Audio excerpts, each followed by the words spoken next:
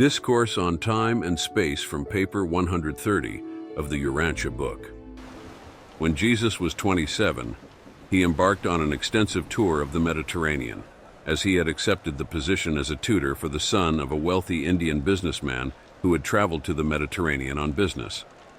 Their 20-month journey took Jesus some 7,000 miles and was filled with hundreds of encounters with all manner of his fellow men, as he sought to know men and learn how they lived and wrought out their existence. Additionally, he made great advances in the human task of mastering his material and mortal mind, and his knowledge of and ability to do the Father's will.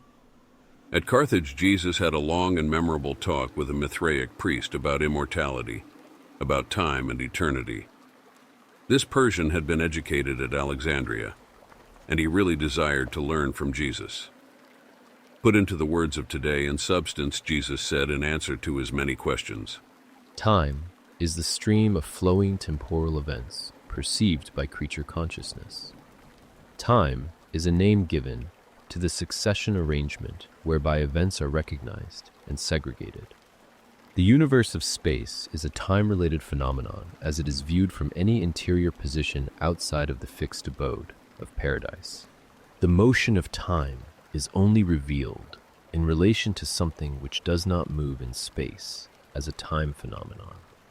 In the universe of universes, paradise and its deities transcend both time and space. On the inhabited worlds, human personality, indwelt and oriented by the Paradise Father's Spirit, is the only physically related reality which can transcend the material sequence of temporal events. Animals do not sense time as does man, and even to man, because of his sectional and circumscribed view, time appears as a succession of events. But as man ascends, as he progresses inward, the enlarging view of this event procession is such that it is discerned more and more in its wholeness. That which formerly appeared as a succession of events then will be viewed as a whole and perfectly related cycle.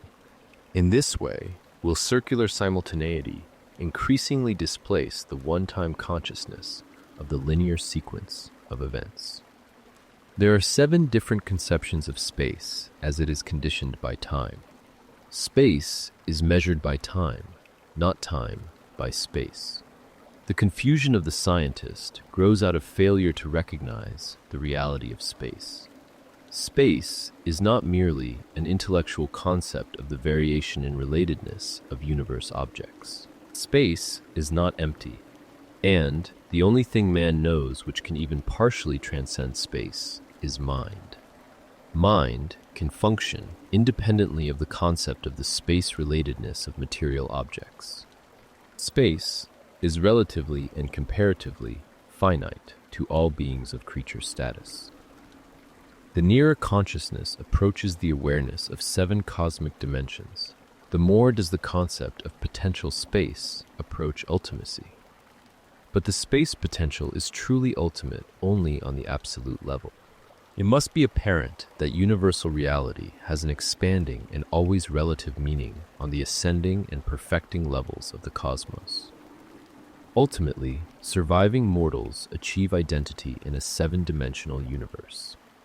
The time-space concept of a mind of material origin is destined to undergo successive enlargements as the conscious and conceiving personality ascends the levels of the universes. When man attains the mind, intervening between the material and the spiritual planes of existence, his ideas of time-space will be enormously expanded, both as to quality of perception and quantity of experience. The enlarging cosmic conceptions of an advancing spirit personality are due to augmentations of both depth of insight and scope of consciousness.